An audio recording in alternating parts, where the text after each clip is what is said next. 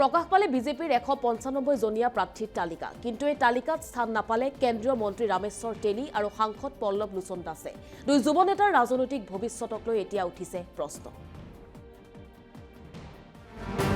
ticket নাপালে পল্লৱ লোচন দাসে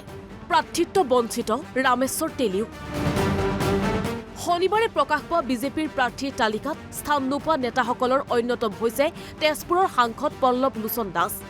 কিন্তু প্ৰাৰ্থিত্ব নাপালেও অসন্তুষ্ট নহয় পল্লৱ লোচন এইটো এটা নিয়মিত প্ৰক্ৰিয়া ভাৰতীয় জনতা পাৰ্টিত এটা নিয়মিত প্ৰক্ৰিয়া হৈ থাকে বিভিন্ন দলে বিভিন্ন সময়ত দায়িত্ব পৰিৱৰ্তন কৰি থাকে তেনেকৈ বিভিন্ন সময়ত দায়িত্ব দিয়ে তেনেকৈ মোৰো দায়িত্ব তেখেতসকলে যিহেতু মই যোৱাবাৰ সাংসদ আছিলোঁ এইবাৰ ৰঞ্জিত দত্ত ডাঙৰীয়া সাংসদ হিচাপে প্ৰক্ষেপ কৰা হৈছিল এইটো আমাৰ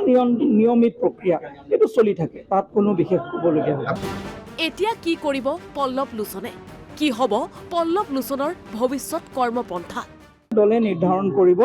আজি দলে মোক ইমানখিনি দায়িত্ব দিছে ইমান মৰম কৰিছে ইমান সন্মান কৰিছে ইয়াতকৈ এজন কাৰ্যকৰ্তাই কি পাব লাগে মই বিধায়ক হৈছোঁ মন্ত্ৰী হৈছোঁ সাংসদ হৈছোঁ দলৰ সাধাৰণ সম্পাদক হৈছোঁ ইমান কম সময়তে মই ইমানখিনি পোৱাৰ পিছত যদি মই আৰু কওঁ যে মোক আৰু লাগে এইটো আচলতে এইটো অন্যান্য কাৰ্যকৰ্তাৰ প্ৰতি অন্যায় হ'ব সেইটো কাৰণে দলে ইমানখিনি মৰম কৰাৰ পিছত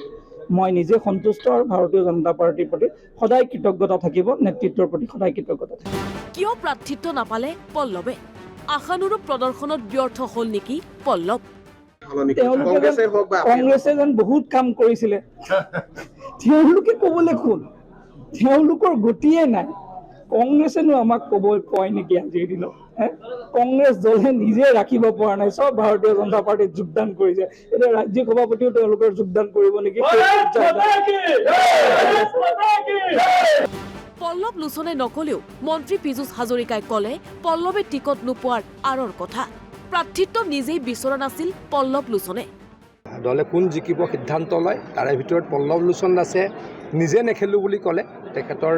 পাৰদৰ্শিতা বা তেওঁৰ কাটা যোৱা তেনেকুৱা নহয় পল্লৱ লোচনৰ দৰেই অৱস্থা হ'ল কেন্দ্ৰীয় মন্ত্ৰী ৰামেশ্বৰ তেলীৰো দলে কি দায়িত্ব দিব প্ৰাৰ্থিত্ব বঞ্চিত নেতাক ৰামেশ্বৰ তেলী ডাঙৰীয়াৰ কাৰণে দলে বেলেগ কথা নিশ্চয়কৈ চিন্তা কৰিছে বুলি মই অৱগত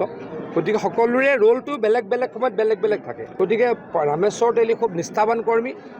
আৰু গোটেইকেইজনে যিকেইজন টিকট পোৱা নাই গোটেইকেইগৰাকী দলৰ নিষ্ঠাৱান কৰ্মী গতিকে মই আশা ৰাখিছোঁ মই জানো যে দলে তেওঁলোকক নিৰ্দিষ্ট সময়ত ভাল স্থানত উপযুক্ত স্থানত নিশ্চয়কৈ বহাব news desk report NB news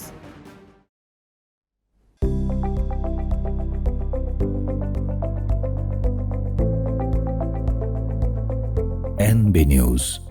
সহজ সৰল ভাষাত নৱভাৰতৰ কথা